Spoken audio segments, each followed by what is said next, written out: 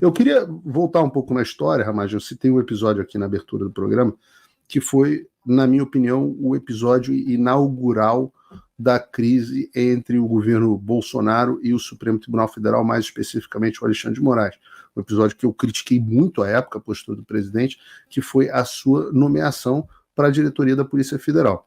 Eu queria aproveitar esse momento aqui no público e perguntar o que aconteceu naquela época, porque até hoje os brasileiros têm muita curiosidade. O presidente Bolsonaro te chamou para ser nomeado na Polícia Federal, veio, a nomeação ocorreu, veio a liminar do Alexandre de Moraes impedindo a nomeação. O que aconteceu naquele momento? De fato, Paulo, muitos se aproximam e me perguntam que aquilo pode ter sido o primeiro momento de abrir as portas para o STF. Quando a gente poder analisar retroativamente também, há uma facilidade de se criticar também.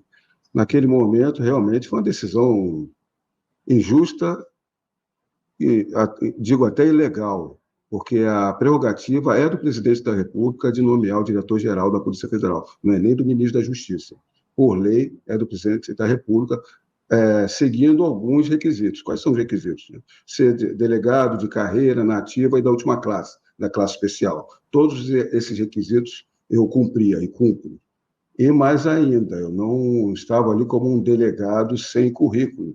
Na minha carreira, eu segui várias operações pelo Brasil afora, integrei todas pode-se dizer assim, as partes e setores da Polícia Federal, de polícia de investigação, de operação, de polícia investigativa, polícia administrativa, e ainda a atividade meio, chegando até a diretor substituto, de um dos diretores substitutos da Polícia Federal. Então, na forma da lei, a numeração era correta. Naquele momento que se viu, Paulo, não se tinha a consciência do que estava o STF estrategicamente trabalhando. Quando a gente vê que, a gente espera que diversas instituições têm que agir estrategicamente, a gente viu que o STF fez de forma estratégica até chegar às eleições de 2022. Estrategicamente, o que eu coloco foi começando a invadir as searas de outros poderes. Quando a gente lembra que houve o meu episódio, no meu episódio que a gente viu naquele momento, e que eu coloco para você, a consciência do presidente Bolsonaro naquele momento é que ele viu que não havia retaguarda para ele, uma retaguarda de contestação a uma decisão judicial. Havia ali na presidência da República, no entorno da presidência da República naquele momento, uma vontade muito de composição dos poderes, uma vontade que é constitucional, de harmonia, de isonomia e de respeito entre os poderes. Naquele momento, houve uma intenção majoritária de pessoas em volta do presidente que ele atendesse a decisão do STF, porque aquele momento era uma crise do antigo Dentre essas pessoas estavam o ministro Sérgio Moro e o AGU José Levi? Opa, desculpe interromper o seu vídeo, mas desde 2022 eu continuo com as contas bloqueadas e o passaporte cancelado pelo Xandão. Se você aprecia o meu trabalho e tudo que eu faço pela liberdade de expressão, tem um lugar onde você pode se tornar meu apoiador com uma pequena quantia por mês. Acesse www.paulofigueiredoshow.com e torne-se meu apoiador, e aí você vai receber conteúdos exclusivos e desconto nos meus cursos. Ou então você pode se tornar meu patrono Gold e passar a me pautar, tem reuniões comigo, você entra para o meu grupo de WhatsApp, que eu uso sempre. O link para tudo isso está aí na descrição.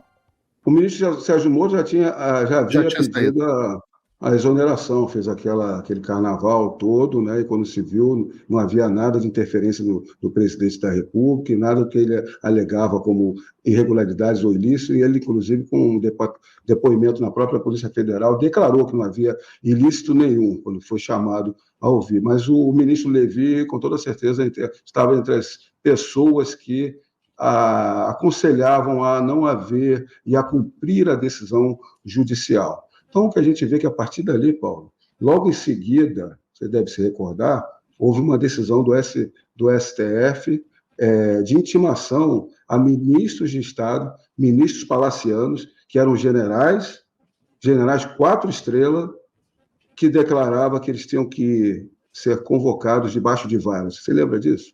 Então, havia uma fronte. Logo em seguida, veio a decisão sobre a cassação do então deputado Daniel Silveira. Era numa virada de presidência de Câmara e de Senado. Então, os presidentes da Câmara e Senado estavam entrando, também querendo compor e fazer uma administração de harmonia.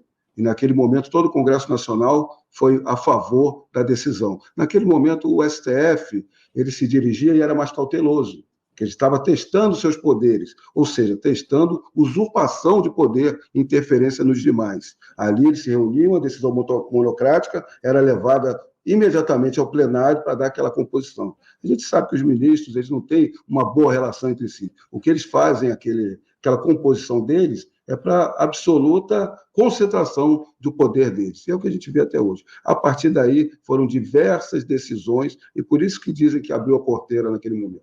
Foram diversas decisões de interrupção, de interferência nos demais poderes, no legislativo, no executivo, até culminar nas eleições de 2022.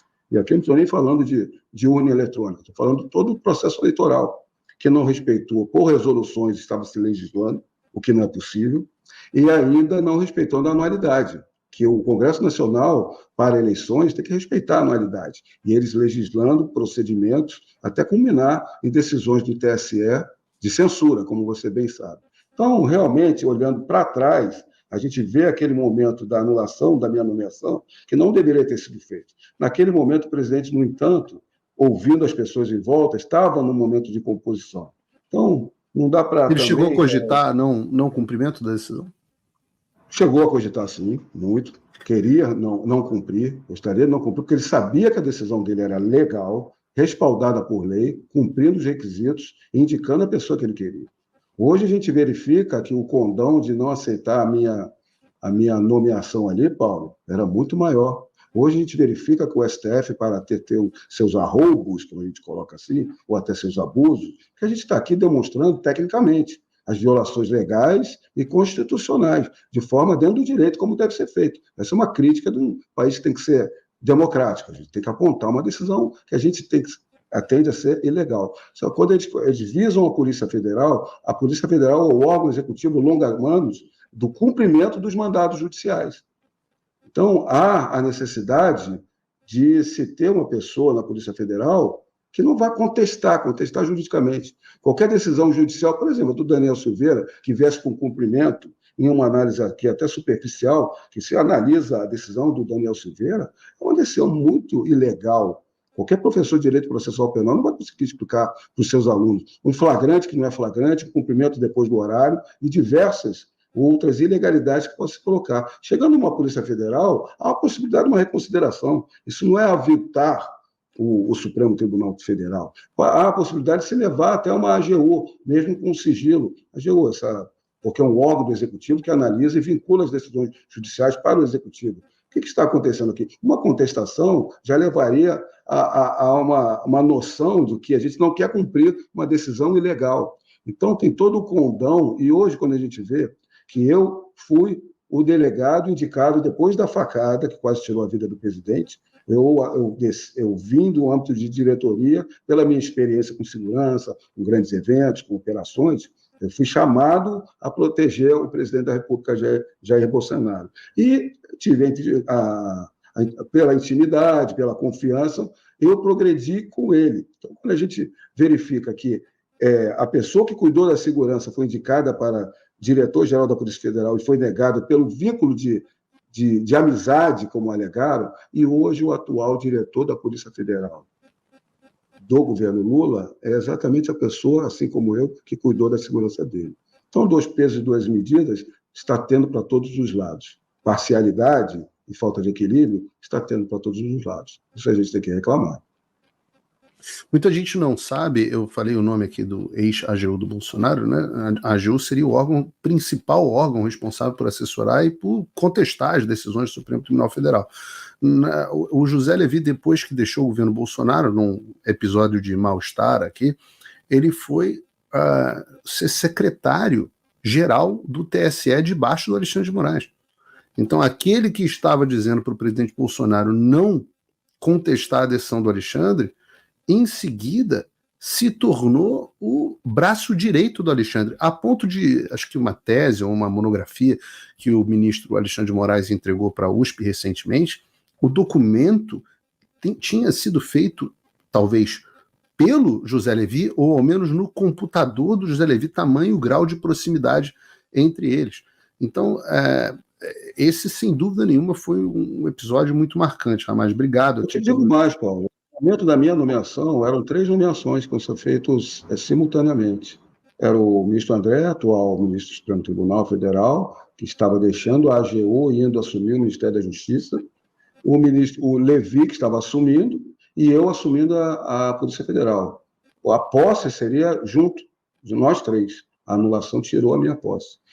O ministro Levi era um aval e uma demonstração ao Supremo Tribunal Federal que estava se tentando essa harmonia. Era um aval de diversos ministros do Supremo trazer uma pessoa que tinha um amplo acesso ao tribunal para ministro da AGU, que é quem leva as demandas do Executivo, quem representa o Executivo, quem tem legitimidade de pleitear junto ao Supremo Tribunal Federal. Ou seja, o presidente Bolsonaro estava, naquele momento, tentando uma composição e uma harmonia e recebeu essa decisão contra a indicação dele.